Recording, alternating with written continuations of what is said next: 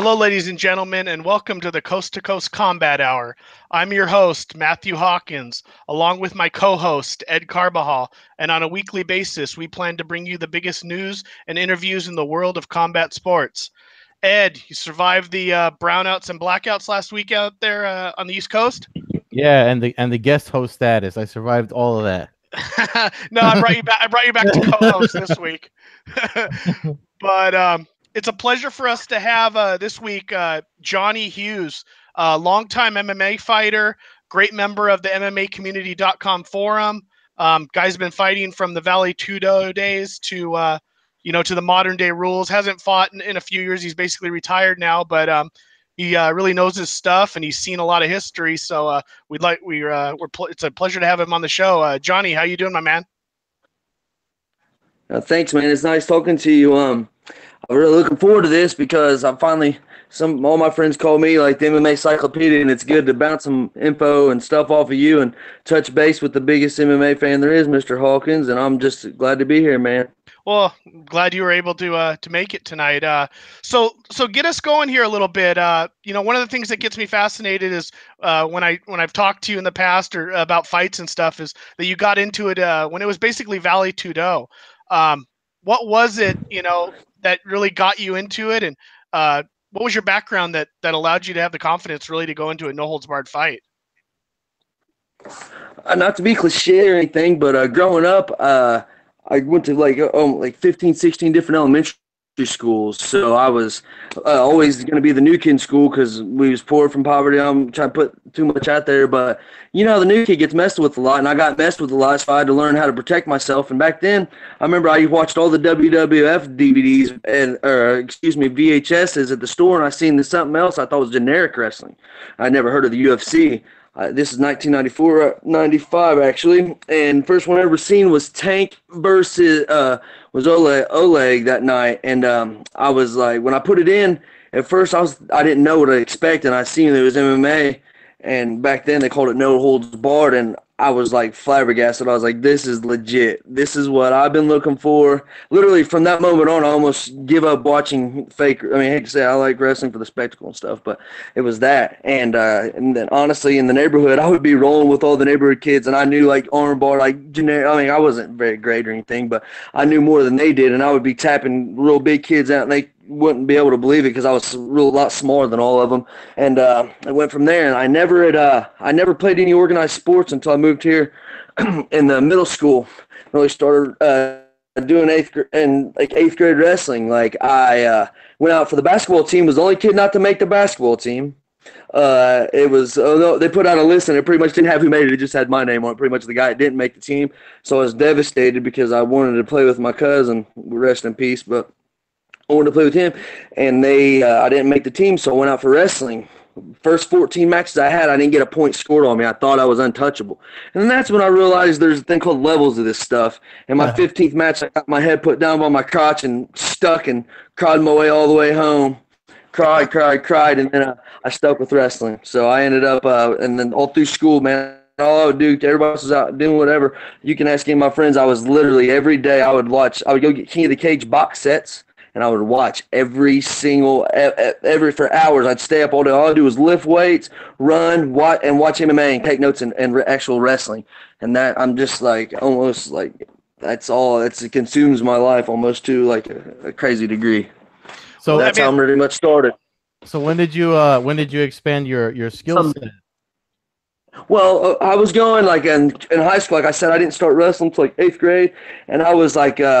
My best friend, Matt Jaggers, was shout out. He was one of the from where I'm from, the school is considered one of the best programs in Indiana history. And what it comes down to is like 5 of the top 10 all-time winningest wrestlers, like Windsor from Newcastle. Well, I was a good wrestler, but I was used to being around great wrestlers. So literally, I almost felt like I wasn't on their level. So but I always had a mean, roughness to me. And I kind of got burned out. I was thinking about wrestling in college and stuff, and then I thought, no, I'm just going to take a year off from college. And my manager, Chaz Bowling, him and Monty Cox ended up both being my managers. But he heard about me, heard that I was kind of a roughneck kid in school, and he'd had trains. He managed everybody from Rich Flint, anybody you could think of, the Gurgels. Long story short, him and Gary Myers Team Wolfpack would train at the POW Club in Muncie. Well, he said, you want to, this is when I'm 18 years old. He asked me if I wanted to go train on Monday. And once I went that first time with him, man, I was hooked. I got the crap kicked out of me throwing hands, and I didn't like getting beat on throwing hands. So I was praying for freaking grappling day to come along. And then I progressed like that. And the town that I come from is like I said, 18,000 people. But we've had over 10 fighters that's fought all the way from the UFC to Sengoku, Bellator. I fought in Elite XC, King of the Cage.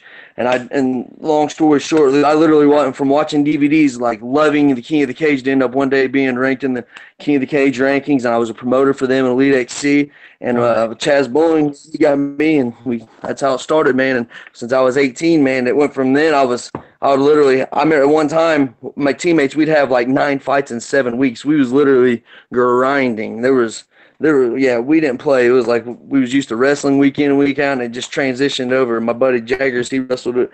He went to IU, but he ended up dropping out and started doing MMA too. And like I said, ain't no many people had two in a year and a half, 2 year span. Matt Jaggers, he drew Marlene Sandro the first round of the Sengoku tournament, and then he fought the Korean Zombie.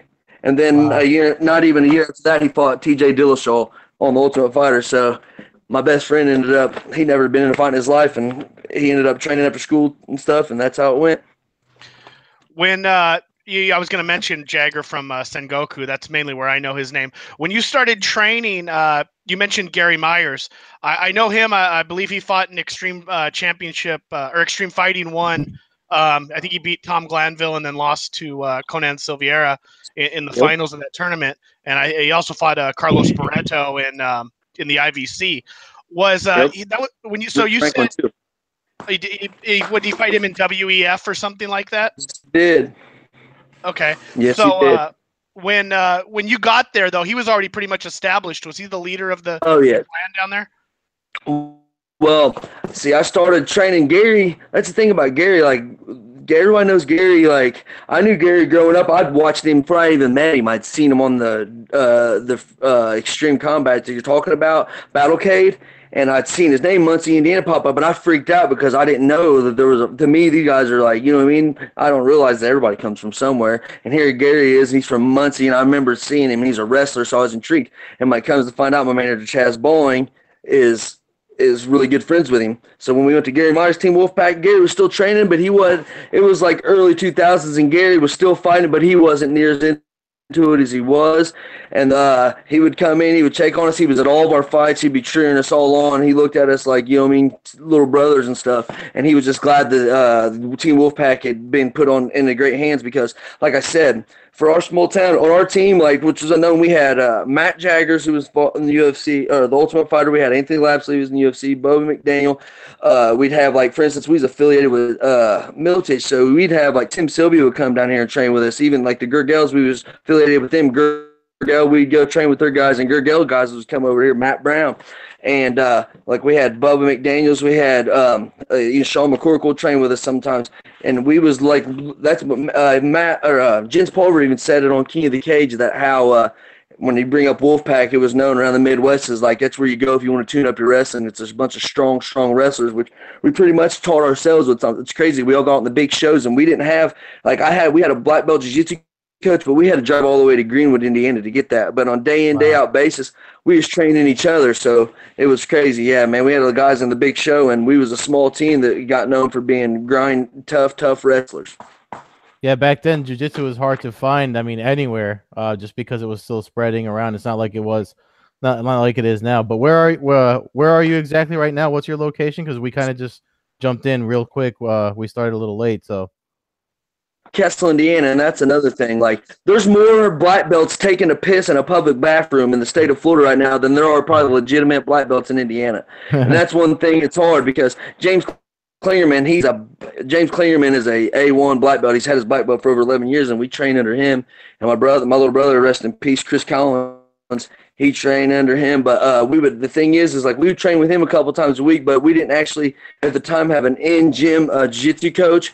But all the guys, like for instance, Bo McDaniel, everybody he had trained came from somewhere else, and we had like a fighter house, and at times we'd stay together, and because we wasn't fighting, my manager Chaz, he set us up we had a pretty good gig, man. I was making more money when I was that age younger than I do now, because back then I didn't have any kids or anything. So I would literally just, for instance, we would go set out from Indiana, go to Soaring Eagle Casino in Michigan, and a couple of our guys would fight on that card, wouldn't even go home, take a road trip and go to our next card, and we either set up cage doing promotions, and we was making pretty good money just doing that in between our fights. So a bunch of young, hungry guys just traveling together, just getting better. And that's another thing. Every time we travel anywhere we got to go, a lot of times, Chaz, he managed fighters on almost every team we was at. So him and Monty. So we was grandfathered in here. They would let us come and we train at all these gyms. We got to train out with Gracie Baja, American Top Team,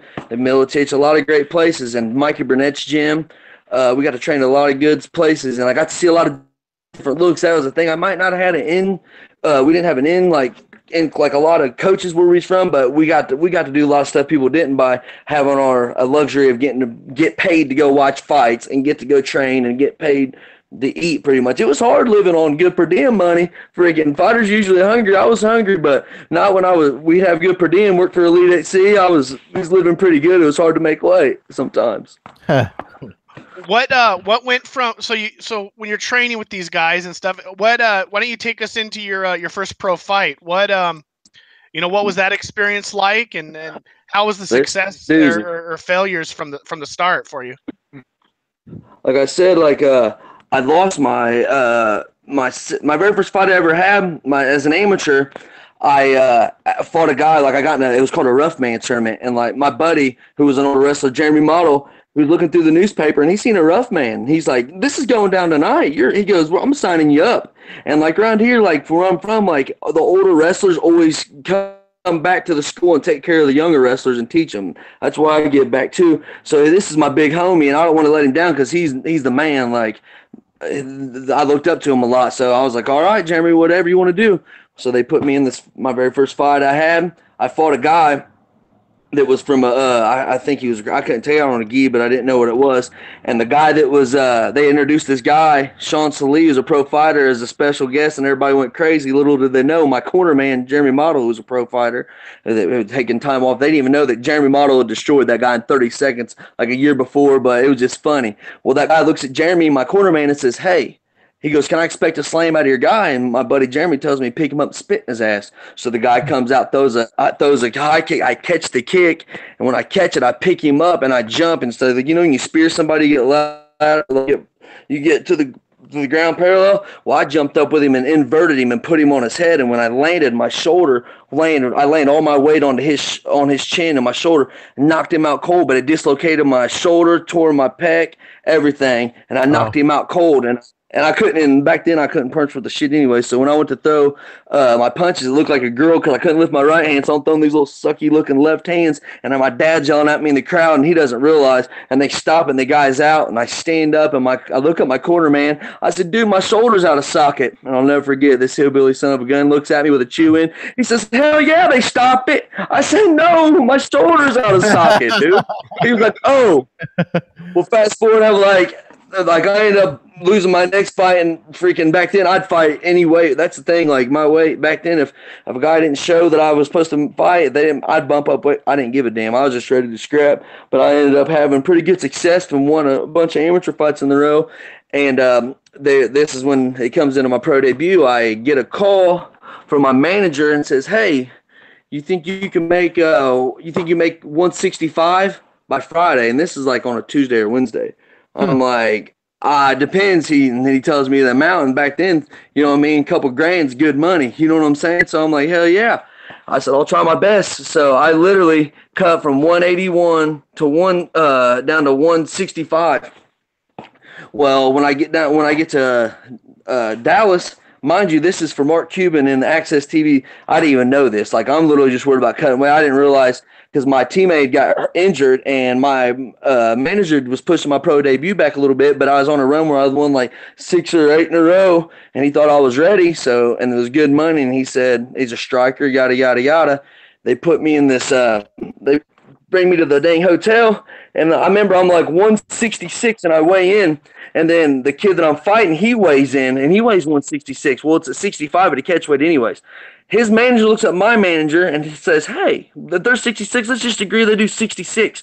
I'm like, "Cool." And the weigh-in's like 2 hours later, 3 hours later. So I'm like, "Good. I can go sip a little something and take a nap." Well, I go up there and drink a half a Gatorade, and I'm laid up. And the next thing I know, about an hour later, my manager's banging on my door, tells me that the guy has two managers, and his other manager said, "Hell no." He says, "Well, he's making us both make 165." So here I am.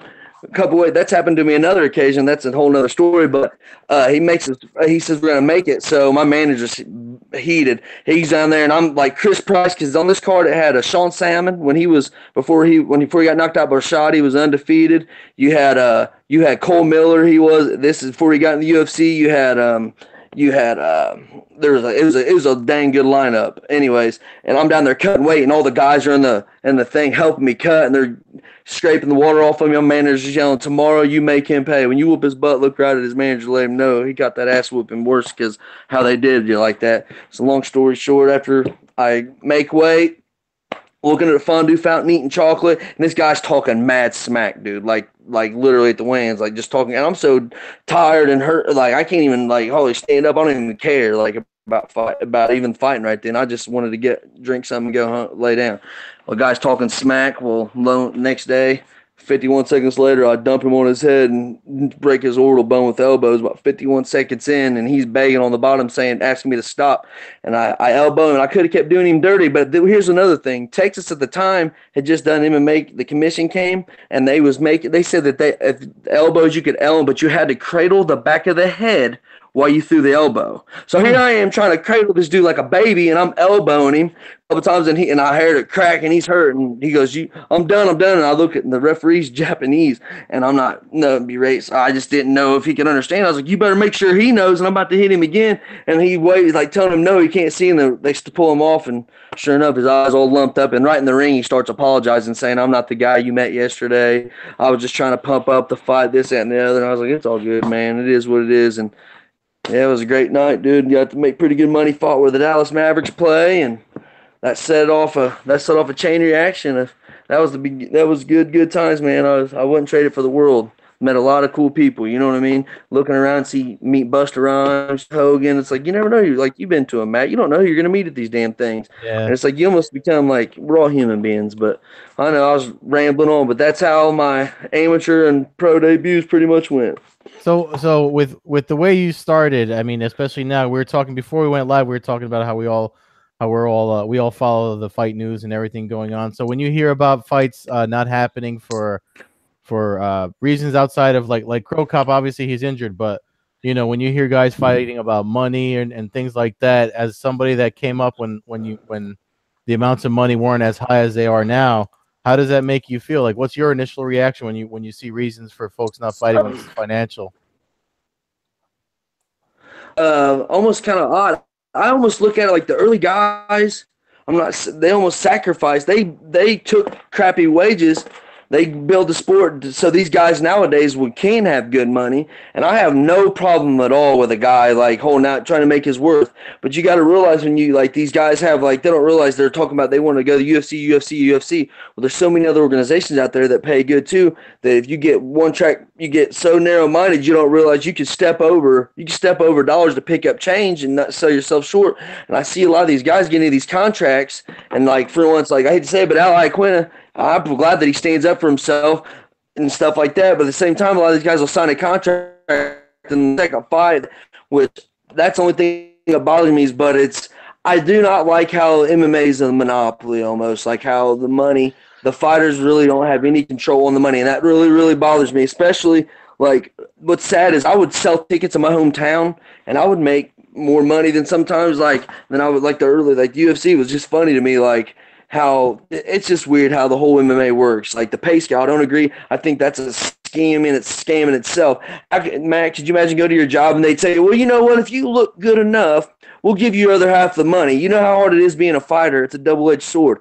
You literally fight, and when you win, you're so excited because you win. And then you were like, oh, I get paid for this too. But imagine getting your ass kicked, and then you got to worry about how I'm going to cover part of my bills because I didn't earn my other half the money. Well, the damn concussion and the cuts on my eyes and the beating I give myself tells me different. So I do not like that pay scale. You could offer me $10,000 flat or 7,500, 7,500. I'm taking the sure thing. And it's sad. That's what they don't realize. There's things that go into this. Your gym dues. It's not just like a regular 9 to 5. People think, oh, you make this much money in 10 seconds. No, the nights I stay up worrying about somebody's knocking my out. In the gym worrying about. That's another thing. I believe fighters. Honestly, I think every fighter on the UFC roster should be on a salary per se. Could you imagine how much easier it would make if, like, if they could pay everybody $2,000 say per month? If they would have put me on like where I knew I was getting $500 a week compensated, then plus my fight, that would go a long way because that would take care of some bills. I think there's got to be something done, and I like the whole thing of being part of a salary plus fight pay, because if you don't choose how much you get to fight either, and that's what I don't like. Unless you're Cowboy, then speaking of Cowboy, I'm wearing this because MMA community pay me. Not really. But, yeah, he's the Budweiser. Remember, he's like that cold Budweiser. Yeah. But yeah, man, I don't care for fighters like crying. I just don't like when people think they're Conor McGregor and they sound like morons talking shit anyways, but then they want to. I can cuss, right? I'm not going to do too derogatory, but yeah, I just don't like when people be yourself. And if you're self, everybody has their own niche, something they're good at. You know what I mean? It doesn't have to be talking shit, but if you talk and let somebody into your world and see how you really are, that'll intrigue them. That's another thing. I don't like when they're bumping Overeem and Blades down to the damn prelims. You got 2 of the top 5 heavyweights. And remember back when boxing, everybody knew the heavyweight champ of the world was. Mm-hmm. Now it's sad that Stipe gets slept on.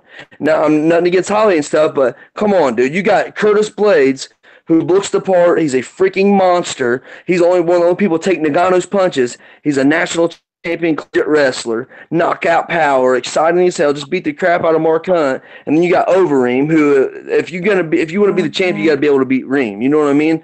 So they're gonna bump that down. That could end up being better for Curtis because of that. And on Facebook we talk and stuff, and he said he doesn't mind as long as he get paid the same, but it doesn't make much sense. And I think they kind of I don't think they promote the right ones, and I think they let it. They kind of missed the boat on some of them. You know what I'm saying? Yeah, I mean, that change surprised me this week. I thought of all the fights, I figured that they would, if they were going to bump a heavyweight fight, I figured they would have bumped the Arlovsky. Who was he fighting? Tuivasa. I think yes. Yeah. That's the fight I would have made the main prelim. You know, I know guys like Uriah Faber used to actually favor fighting on the Fox Sports prelims because his friends got to watch it for free. And, you know, if depending on, I mean, I don't know what's the this is probably be a pretty big selling pay-per-view, so maybe it won't pay off so much because there'll be a lot of eyes on it. But historically, you could almost get more eyes on the Fox card. So I don't know. I mean, I don't know if it affects any like Overeem might have pay-per-view percentage in his pay. So I don't know if that he might have, you know, I doubt Blades has that in his contract. But yeah, exactly. That's what I was gonna say. But sorry, but I didn't mean to interrupt you. I forgot how this thing works, so I'm a little rude sometimes. Oh, no problem. So getting back to your fighting a little bit now. So one thing I used to hear stories about kind of groups like yours back then. You know, I had a little bit more going on around me in Southern California here. It was still a battle to find a good gym and stuff. And, you know, it sounds like we had kind of the same kind of upbringing and introduction to the sport where we were just, you know, it was hour after hour and getting our hands on as much tapes as possible. What was it like to finally get to work? I know you got to fight in Elite XCs. I think you said you fought in their last event they ever had. But being a roadie for them, I mean, at that time, Elite XC was a top, you know, 2-3 organization in the world. To be around guys like Kimbo and Gina Carano and all that, what was that like being a roadie for them and helping set up and just seeing the top shelf guys really around you? It was so great because it's like one thing to be a fighter, but getting to see like the dynamic of like how promotion goes, management is like I got to see how it works, and I seen how a lot of guys, not to cast stones, but Elite XC was ran by a lot of suits, and like they weren't taking advice from people they should have. Let's just put it that way. My manager a lot of times they put their money in the wrong places a lot of times, and that ain't really none of our business. But we know the demographic, and we know that side of it. So when I'm coming up, like my manager Chaz, they was building. The thing is, they built Kimbo up so much, and they almost put too much pressure on the man that when they built their house on him, whenever he got beat by Petrozelli, Yeah. that happened, they literally shot themselves in the foot. And you can't have Scala and then damn Gary Shaw's son running around at events. You wouldn't believe the things I seen. When you seen Scala acting like a fool, pretty much getting chased around by fighters he talks shit to, and you look to your right and you see Shaquille O'Neal walk in the building, you're thinking, man, it's like America, like it was our version of Pride almost. Like how it was like has a nostalgia to it. It had its good run. It was like when Kimbo was as big as it was, man, it was unbelievable because, like, in my mind, I never thought Kimbo was unbeatable, and I always knew they needed to match him right, and I didn't like the Petrozelli matchup, but I just loved, like, when I was there, dude, the greatest time I ever had at one of the MMA events was sitting cage side when Tank Abbott and Kimbo Slice fought in Miami. Mind you, we're in the University of Miami Hurricanes.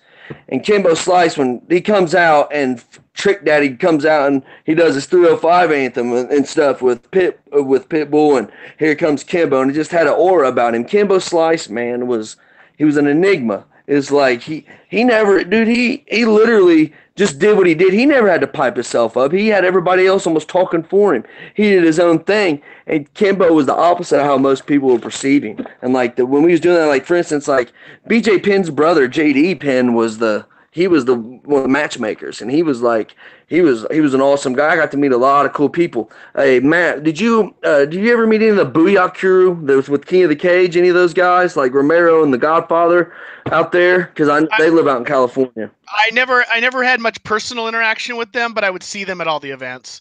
You know, that was I'd see that they sold their shirts at the fights, and I mean, shoot, we're talking early 2000s probably. To mid 2000s. I mean, they were around, but by that time, honestly, I was probably going to a lot more UFC events. I had kind of started going to some of the bigger shows. When I was going to King of the Cage, it was mainly the tap out guys. I used to see the tap out guys on the side of the road selling shirts, and before they were even allowed into events, I would see Mask with his face paint standing on the side of the road with a van selling T-shirts, you know, outside the Del Taco or something like that. So. You said, Johnny, you said something interesting that both of you guys, I'd like to hear your opinion. What you said about the suits running Elite XC and the demographic and how they didn't know the demographic that well. Do you think history is repeating itself right now with the UFC and the current newer owners? I mean, they've been owners for 2 years, but do you think that the same thing is happening over at the UFC now? But honestly, in my opinion, what this tells me, like I love Holly Holm. I'm nothing against this has nothing to get with her, but if you just look at the freaking last pay-per-view that done 85,000 supposedly early. They're saying it done as that's what they done for the pay-per-view. That's really they're putting too much pressure on these women, and it's not fair to them because they don't have the drawing power, and it almost makes people point fingers like so and so's not a sellout.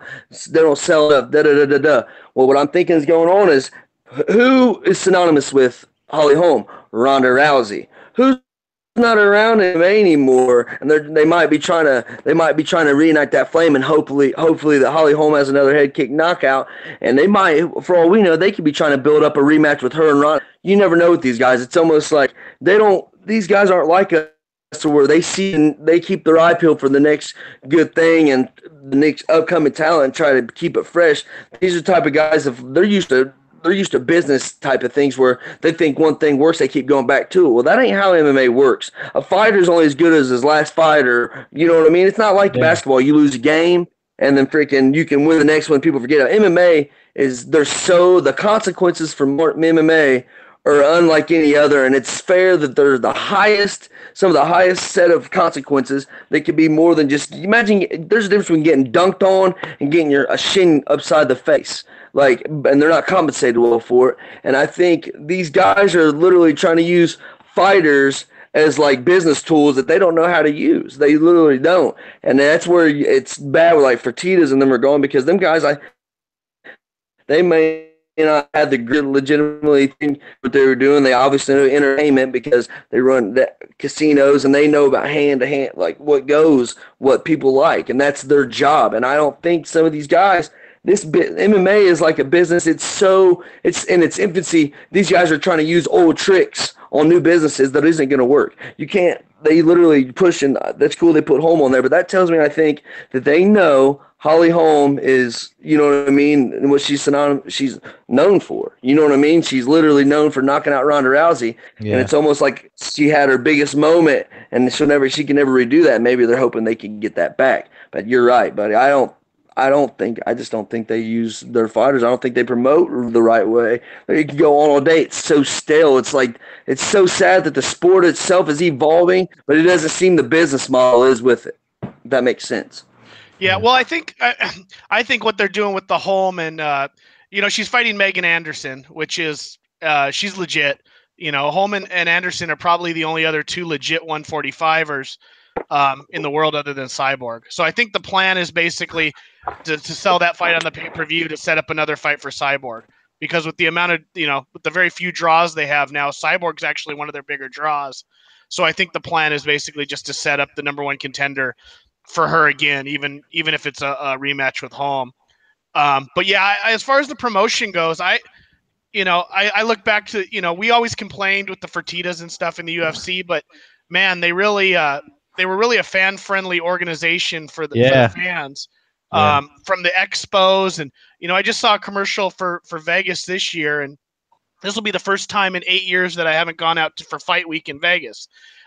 It's just too expensive. They don't have an expo any longer. Their expo is an outdoor fan thing. I don't know if this year's is outdoor, but they're not charging for it, which means there's going to be 100,000 people standing in line, and if it's outdoors, it's going to be 110 degrees. I just, it's not just UFC either. I normally only talk pretty well about Bellator, but I just got back from Bellator 199 a couple weeks back, or a week and a half, 2 weeks ago now, and it was one of the shows where it was probably one of the least impressive Bellator events I've been to. The fights were fun, but there was very little electricity in the crowd. They didn't sell a lot of tickets. There was no autograph signings. You have 19 fights. If I could have the ear of somebody from Bellator, I'd be going, you grab one of your fighters who just won an easy fight, didn't get hurt from one of his 19 prelim fights, and put one of those dudes at one of the 3 entrances to the arena. Have that guy there to greet the fans, let him get known. They didn't see his fight because it was 2.5, 3 hours before the main card started. But I'd have fighters at every entrance. I'd have a fighter at every bar the night before the fights, even if they're not. You still there, Johnny? Yeah, even if they're not on the card, I would have fighters at the entrances, at the bars. Same with UFC. I mean, what would you have to pay a fighter in Bellator who just fought for $300 on an undercard to stand at a door for an hour and shake fans' hands? Seems to me that $100 or $500 to pay that guy would go a long way and just add to the experience. The whole thing with the Bellator event is usually the fan experience was always they always had fighters everywhere, and they always had autograph sessions, whether it was Fedor or Royce or Kimbo, and this event was the first one I've been to where it didn't feel like a special event. All the other ones I can honestly say just seemed like they were special, and this one just lacked. So I hope that's not a trend that's going to start. But I think the promotions could be so much better off if they put the fighters out there. I mean, if UFC used to have a day, it seemed like, where they'd have there'd be 5 or 6 bars across the country where they would have Diego Sanchez would be at a bar in Texas or New Mexico. You'd have somebody in LA, somebody in New York. I just think you got to get back to that. I think you got to get back to bringing the fans in and keeping them interested. That's kind of my rant on it. That's the one thing I would change for promotion right now, is get back to being really fan friendly and introducing the fighters to the fans. A 12-year-old kid shakes some fighter's hand, even if the guy's a prelim fighter, all of a sudden he's a fan of the guy. I mean, that's how we all became fans of every other sport we grew up on. So that would be the one thing I would really change. Yes. They're cutting corners in the wrong places, man. You can't. The fighters, you got to take care of your fighters and the fans. Well, there's after that little rant on the promotion. How about we talk about the main event from the UFC last weekend? I think most people going in would have figured that the Damian Maia Kamaru Usman fight would be probably a slower fight. Maya tends to be that way, and Usman hasn't always had explosive fights. But what was your guys' opinion on it? I think it pretty much played out like most people thought it would. How about you, Johnny? What'd you think? Exactly how I thought it would go. I just Usman's head movements. What really bothers me about him, I think that I think once he learns to, he incorporates his striking a little better and mixing with the wrestling, which he's still learning.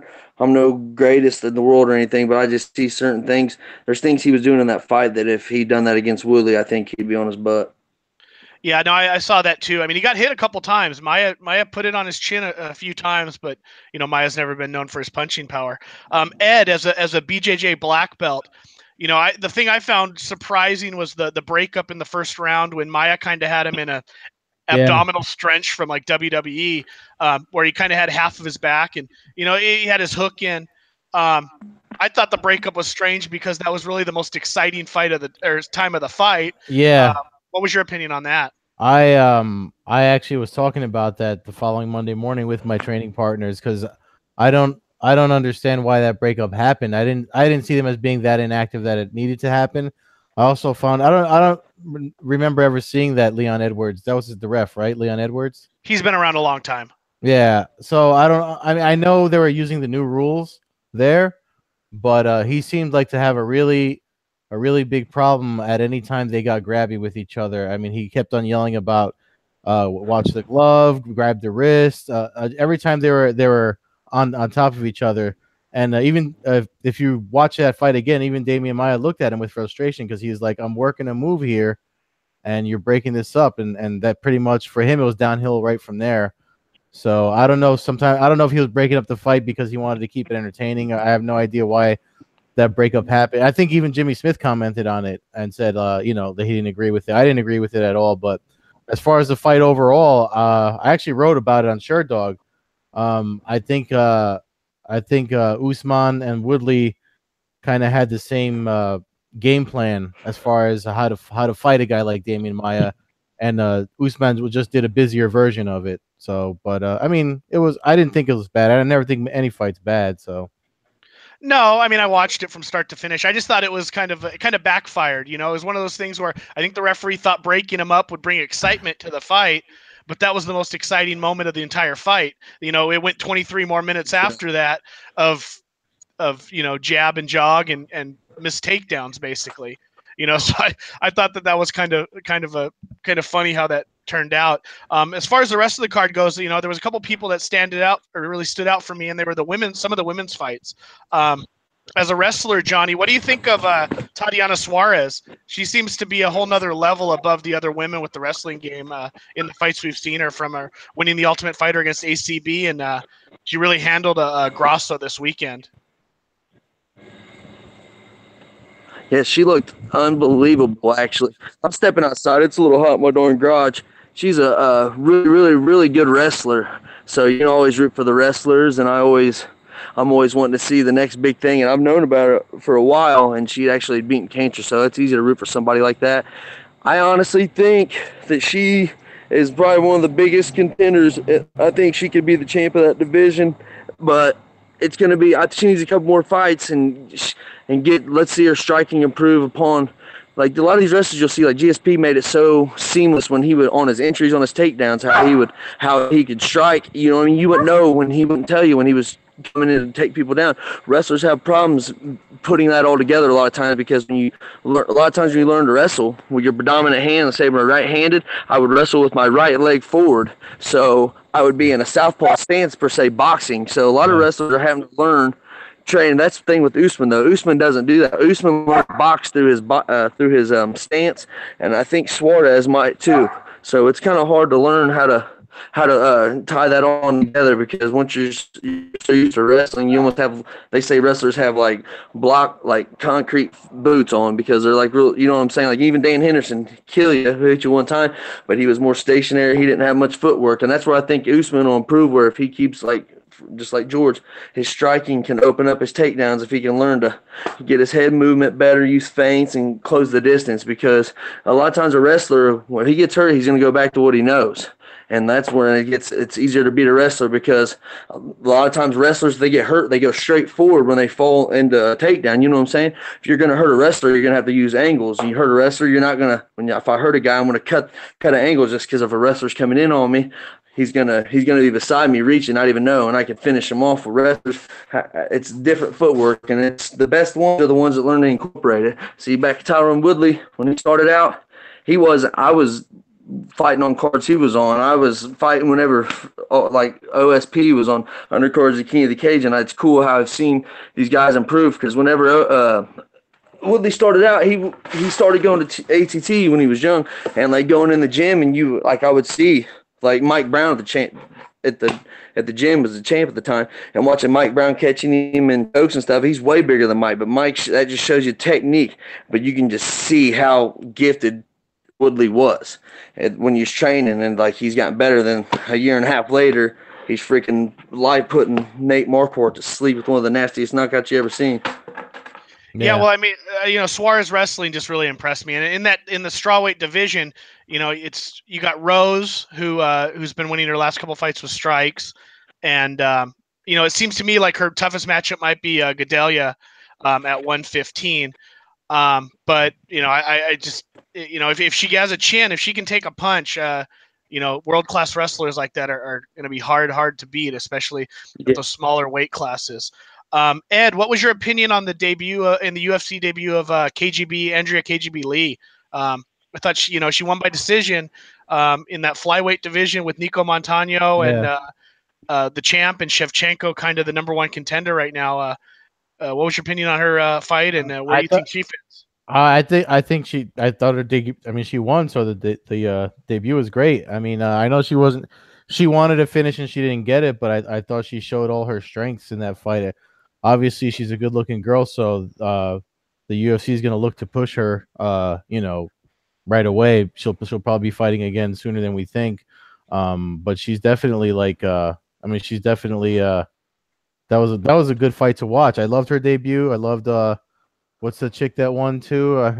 You just mentioned her, Suarez. Oh, right? Suarez, yeah. Yeah, I mean that fight was great too. I love that finish. Her wrestling was outstanding. The pressure she put on. I mean, those fights that was a good card. It's always these cards that people try to say, like this weekend, people are trying to say the card's not that good, but those are the ones you want to watch, because that's where you find the newer fighters, and a lot of the times that something happens that people talk about for the whole week after. Exactly. And people who don't realize these guys, kind of like we was talking before, you got to start somewhere. You got to get your name out there. And all it takes is somebody watching, because guarantee a guy could be getting hated on because he's not known. But as soon as he gets the next flying knee knockout, everybody's going to be wanting to act like they've known about him. That's what like Matt probably takes pride in. I take pride in knowing who the Logan stories are. Then the Picos. I've been knowing about Aaron Pico since 2011, 12, just through wrestling. So that's the thing, like coaching, like I hear about talent. I see the national tournaments. I'm constantly, just like MMA, I keep my ear to the ground about wrestling.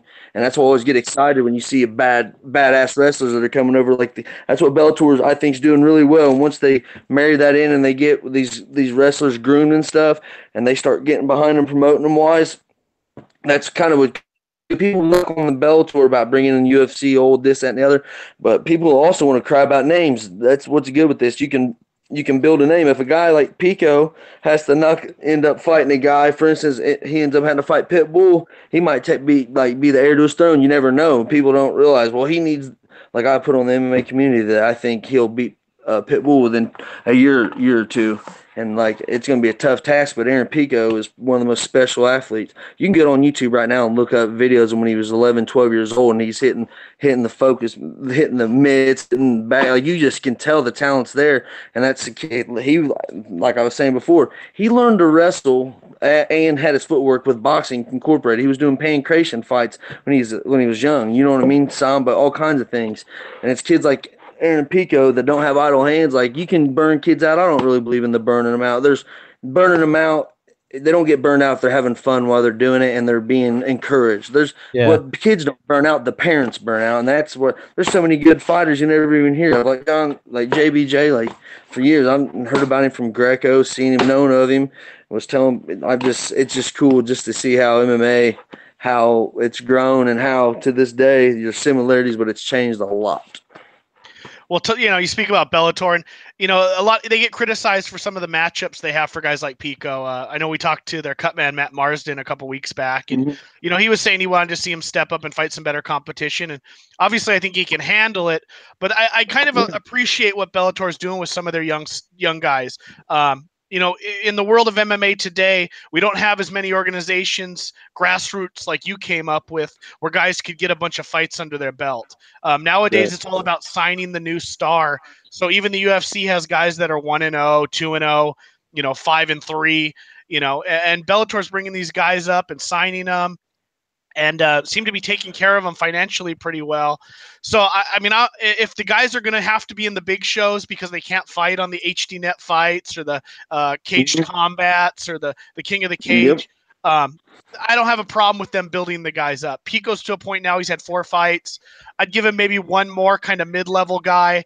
He goes 5, and at that point he would be 4-1 if he were to get a victory.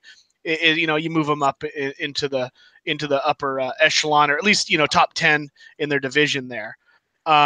But speaking of Bellator, they got their big 200 event this Friday night on Paramount Network.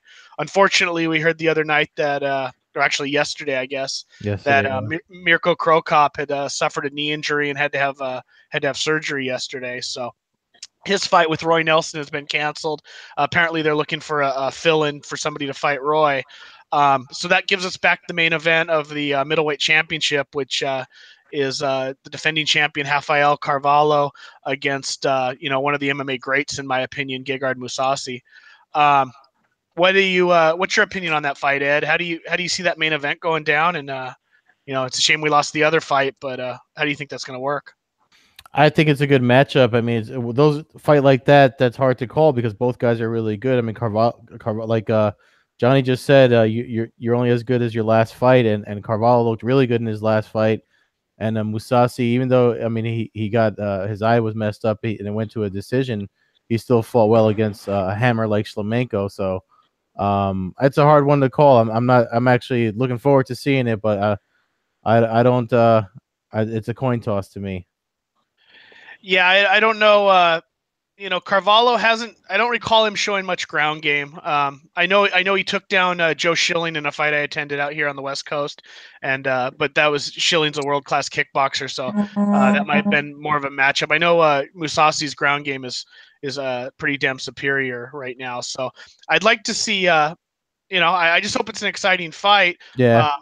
I'll be pulling for Mousasi. But what do you think, Johnny? Where do you think Gegard? How do you think he does in that fight? I'm picking Gegard round 3, or actually, I'm gonna say late round 2 TKO. He has the stand up to offset Carvalho, and I think that I think he's going to use his. I think he's going to use his. You know how he loves to do the trapping arm, and he uses trips on his takedowns. I'm calling it. I'm gonna say TKO. Gegard takes him down, punches and elbows. And I think I think it'll be fairly contested on the feet, and Gegard will take him down. I think Gegard's going to prove a point because people unlike most of us, most people think that just because Shlemenko hasn't been in the UFC, we know Shlemenko, how dangerous he is. And we know that isn't a fight that Gegard should just walk through. I'm not saying he couldn't, but Shlemenko is a legitimate dude. Like I said, like I was saying, the last fight XC ever had, I watched my teammate Bud McDaniel control him for the first 4.5 minutes, just beating the dog crap out of him on the ground. All it took was one flying knee, and it fractured his ribs, and he was done. Shlemenko is a tough first fight, let alone any fight. Yeah. But I'm going to say Carvalho, his run's over, and I'm going to say the new champ, Gegard Mousasi. What's your opinion on Michael Page, MVP? He's got a tough. Coming off of a lackluster fight, a win he had against Fernando Gonzalez. February of last year? I think he's probably hasn't fought in about a year. Yeah. Now he steps in against the caveman David Rickles. What do you think? Do you think he's the real deal? I know his striking is. We've never really seen his ground game. How do you think he does this weekend?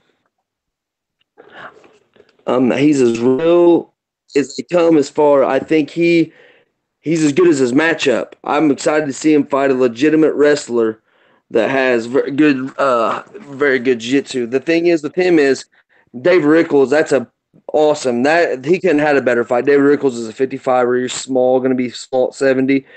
MVP matches up with him bad because Rickles is semi-technical, but he's not near in the ballpark of MVP. MVP's naturally just longer too. Like just he reminds me of like he fights not like John Jones, but his advantages at the weight class as far as reach, not his wrestling obviously, but his advantage he has off his natural gifts. I think gives him an advantage over a lot of people, and I just hope that him. I don't want to say anything, but Robbie Hall, you're a trainer and moved to freaking England on us. You're an American wrestler, and you know wrestlers are the test. If you're going to be the man, you got to beat a good wrestler. And I haven't seen Rickles.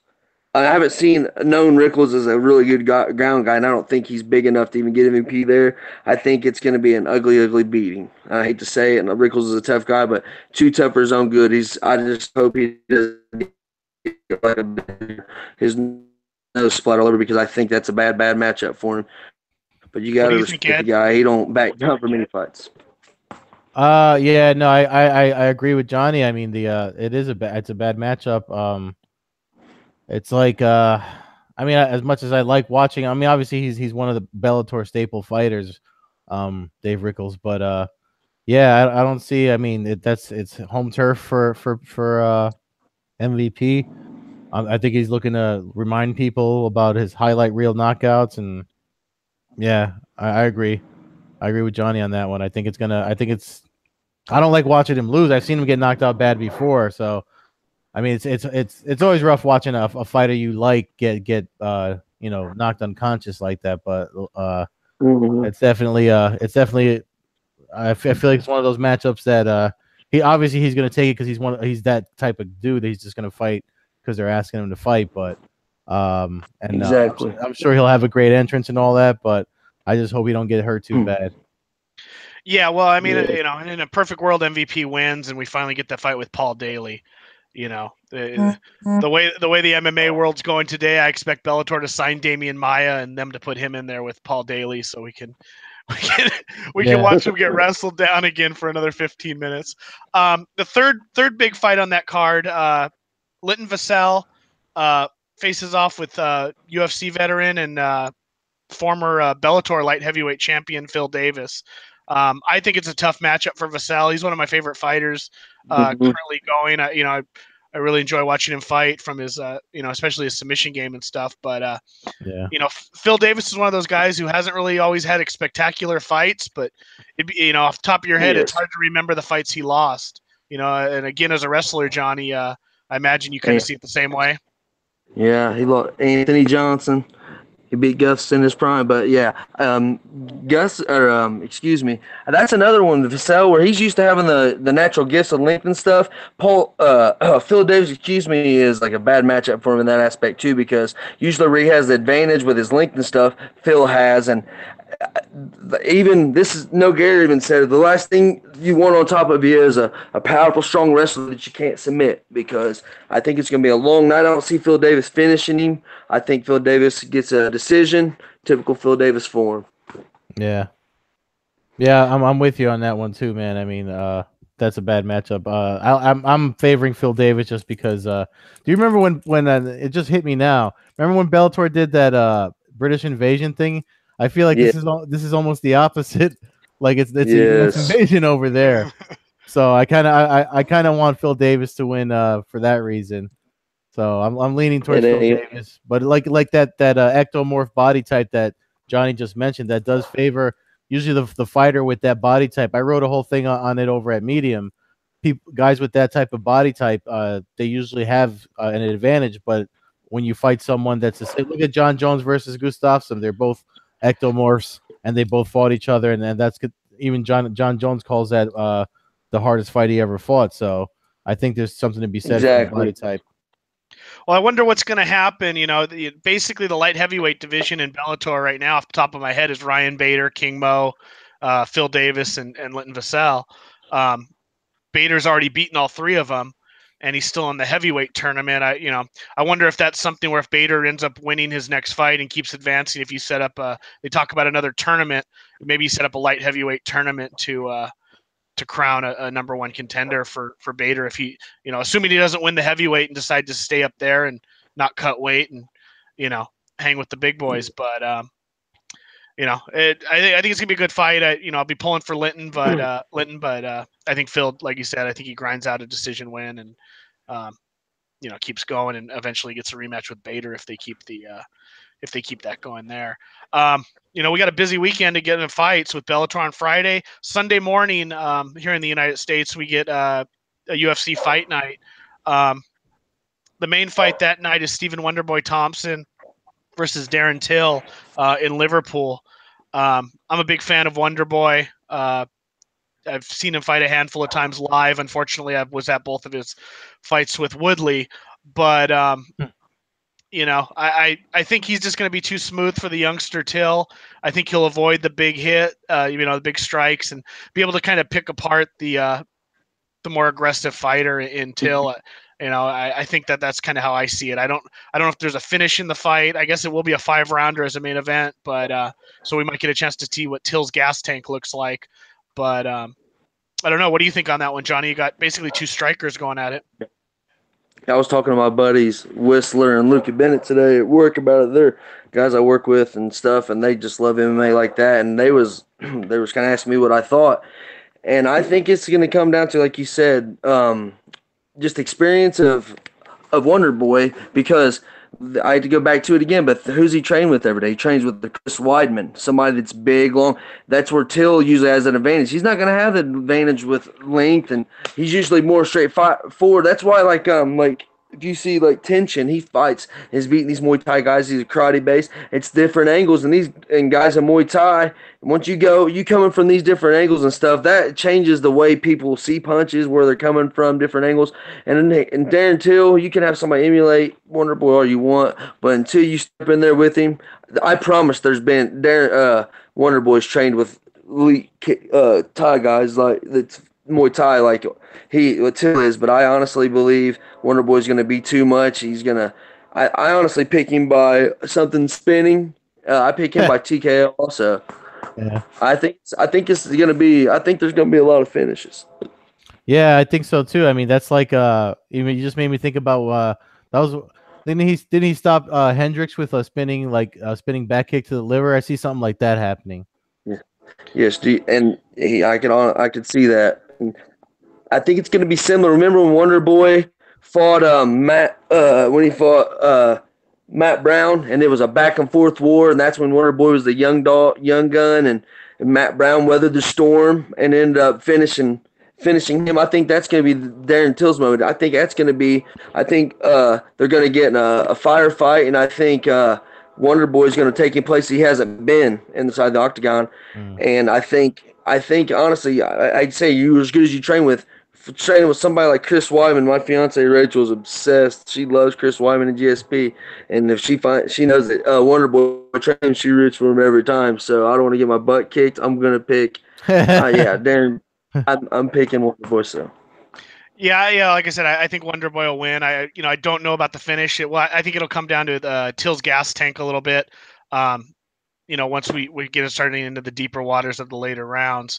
I find it interesting if Wonder Boy wins the fight, what he does. Obviously, a third fight with Woodley is something that he would deserve per se, but not something that many people would probably pay to watch at this point. I wonder if most people don't remember, but I believe I was at UFC 170, and he knocked out Robert Whitaker in the first round, who was the 185 champion. And if Whitaker defeats Romero, I wonder if Wonder Boy thinks about going up to 85 and trying to take that belt. I mean, he might be undersized, but you got to win over the champion. It's hard not to want to go get that. I ain't told you that, though. I like the way you think. I like that. I just hope that the dynamic of him and Weidman being teammates, I hope that doesn't come into play, because I like the way you think. It's almost like a one-off. He maybe get a title shot and maybe not stay there. Well, personally, I think a GSP and Wonder Boy fight would be amazing. That's a fight I'd love to see. That'd be I a good think one. GSP would control. I would just like to see it per se, just because they're both karate backgrounds. But in the end, I think GSP would be too much. But I like the way you're thinking going up to 85. I just hope the dynamic of Weidman and him doesn't play into that. I'm sure he's thought about it, but knowing Wonder Boy, he's just worried about Till, and I'm sure things will clear up by then. But you're right. There really isn't much for him to do. Who could he fight? The winner of Dos Anjos and Colby Covington, which I hope Colby Covington gets his whole head ripped off. That's another story. He's the Well, biggest tattletale in the world. in theory, the winner of that fight should fight Woodley since it's the interim title. Yes. But we know that that's not a guarantee any longer. I just think I think you got Romero, you got people are talking about Kelvin, who's coming off a big win, and he could fight the winner of that, but he also could have one more fight. He's not necessarily a shoo-in for that title fight. So maybe you do Kelvin versus Wonder Boy for the number one contender to fight there. If Weidman becomes an issue. I mean, he's a massive 85er, and I know he's talked about going up to 205. There's not a lot of depth at 205. Again, he could go up there. He wins a fight. I mean, you're looking at Latifi and Glover and Gus and if Cormier said he's going to come, he wants to, if he beats Stipe, he's basically going to give up that belt and then come back and defend his belt one more time. Weidman, although Cormier would probably be a bad matchup for him, would be a fresh fight for him if he wanted to have just another name on his resume as opposed to having a rematch with a Glover or a Gustafsson. So I don't know. There's a lot of possibilities, and with guys cutting so much weight, it seems like they could go up another division and be competitive, especially with the depth at light heavyweight. I've been seeing buzz for that though. A lot of people wouldn't mind seeing that Wonder Boy going to 185. Mm-hmm.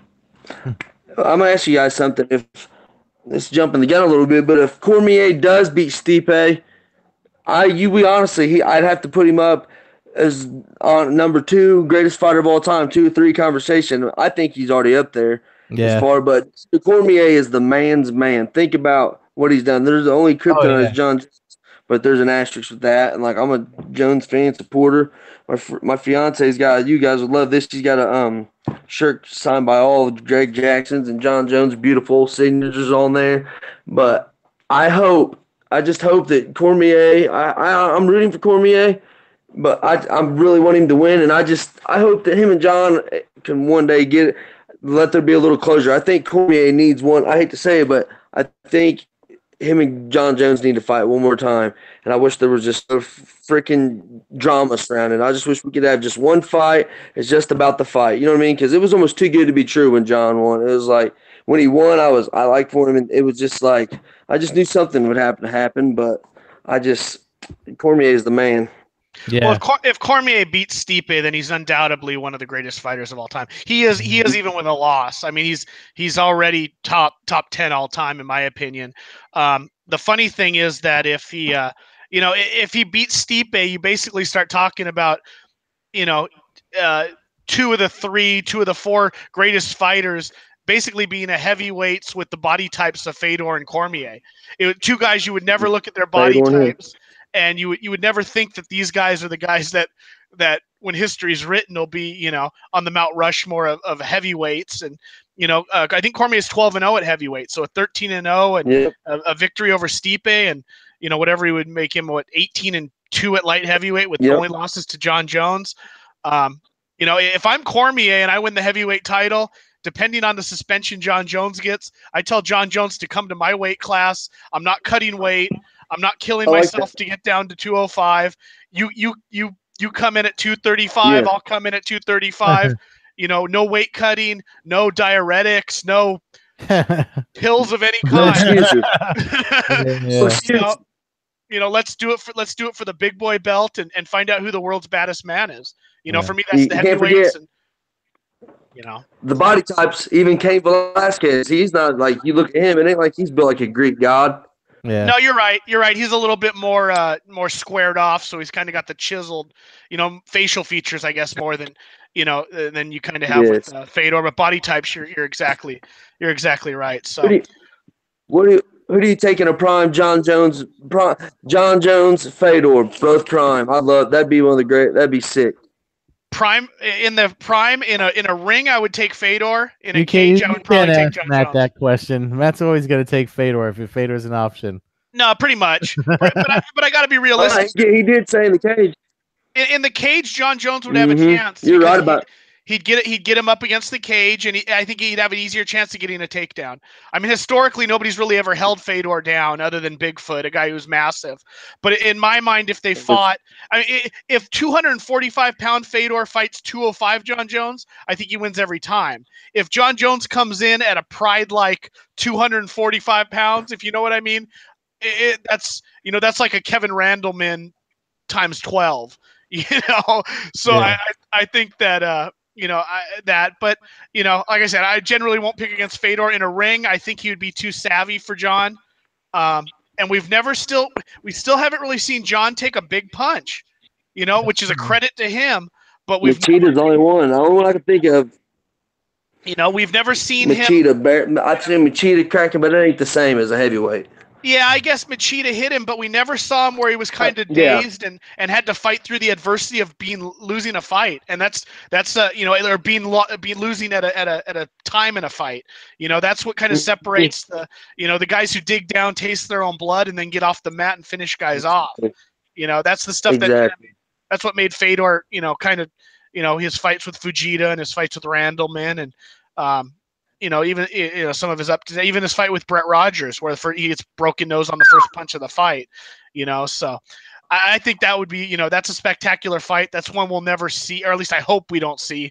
I hope John Jones doesn't get, I hope we don't see that in Risen at this point or something like that, because it'd be a disservice to Fedor.